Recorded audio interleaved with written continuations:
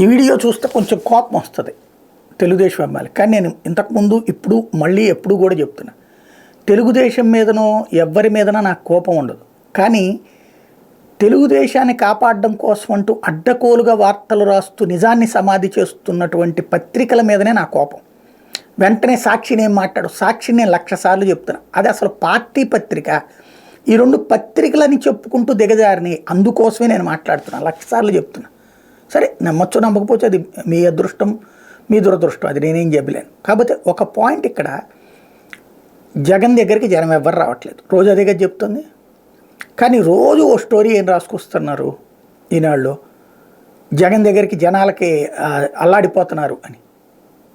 అంటే ఇక్కడ చంద్రబాబు దగ్గరికి జనాలు ఎవరు రానట్ట, చంద్రబాబు సభల దగ్గరికి జనం రాకపోతే కాబట్టి ప్రశాంతంగా వెళ్ళిపోతుంది. అదే జగన్ దగ్గరికి జనం వస్తే కనుక జనం రావడం వల్ల ఇబ్బంది పడుతున్నారని, అంటే తద్వారా జగన్ సభలు సక్సెస్ అవుతున్నాయి, చంద్రబాబు సభలు ఫెయిల్ అవుతున్నాయి అని పరోక్షంగా చెప్పడమే కదా. ఇవాళ ఒకటి రాసుకొచ్చారు, సీమవాసులారా రేపు ఊరెళ్తున్నారా, మండుతున్న ఎండల్లో గంటల కొద్ది నిరీక్షించాల్సిందే, మదనపల్లి మేమంతా సిద్ధం సభకు 1057 బస్సులు కేటాయింపు, ప్రయాణికుల కష్టాలను పట్టించుకొని జగన్. ఇది జనాలు ఇప్పుడు ఈ వార్త రాశారు కాబట్టి అలర్ట్ అయ్యి రేపటి వెళ్ళడం మానేస్తారు, బస్సులు మామూలుగా ఊళ్ళో వెళ్ళాల్సింది. ఆ విధంగా మంచి పాయింట్.